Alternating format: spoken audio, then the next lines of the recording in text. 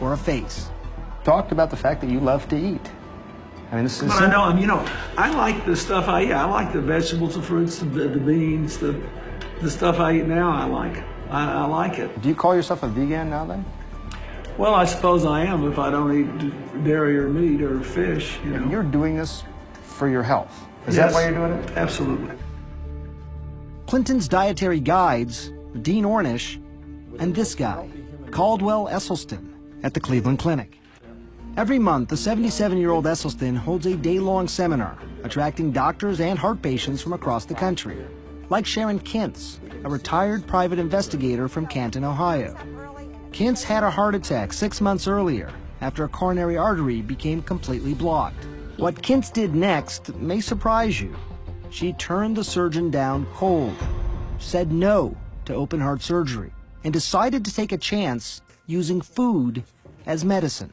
Like President Clinton, Kintz has given up the food she loves, like butter and cheese.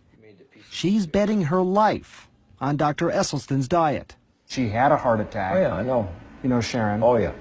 Doctors recommended she have an intervention. She's not doing it. Is there a downside? Could she be putting herself at risk? No.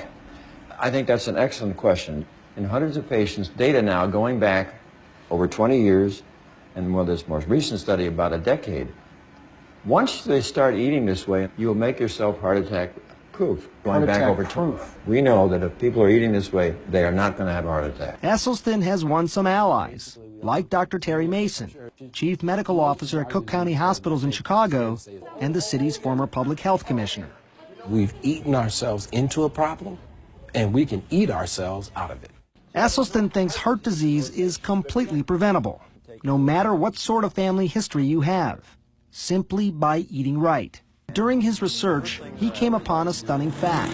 Some cultures around the world, like people living in Central Africa, Papua New Guinea Highlanders, and Tarahumara Indians in Mexico, have virtually no heart disease. None. So what can we learn from them? You have some easy-to-remember adages about how people can decide what they should or should not eat. We know what they shouldn't eat. That is oil, dairy, meat, fish, and chicken. What do we want them to eat? We want them to eat all those whole grains for their cereal, bread, and pasta, beans, vegetables, yellow, red, green, and fruit. Now, what particular vegetables do we want them to have? Bok choy, Swiss chard, kale, collards, collard green, beet greens, mustard green, turnip greens, Napa cabbage, Brussels sprout, broccoli, cauliflower, cilantro, parsley, spinach, and arugula, and asparagus. And I'm out of breath. President Clinton's diet, no meat, no dairy, almost no oil, got me thinking how different what he's eating now as compared to what he used to eat, and what most of us still eat.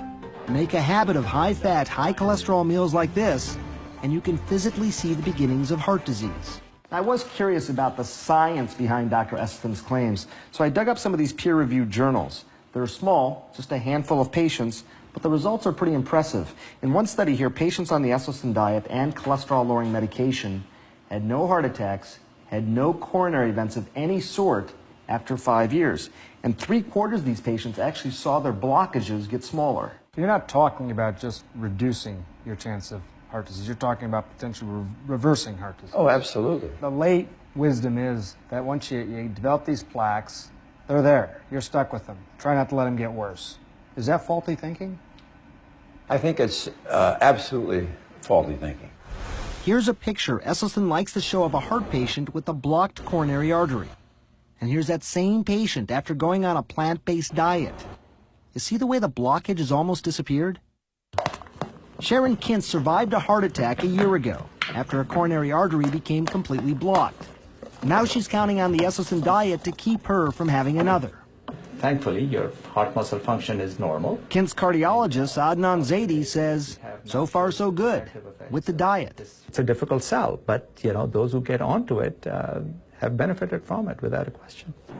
Kintz is a true believer. So is former President Bill Clinton. And nowadays, they have a lot of high-powered company. All of these CEOs and former CEOs are either vegetarians or vegans. Would you call yourself healthy now? Well, I think I'm healthier than I was. I lost 20-something pounds. All my blood tests are good. All my vital signs are good. And I feel good. And I actually have believe it or not, more energy.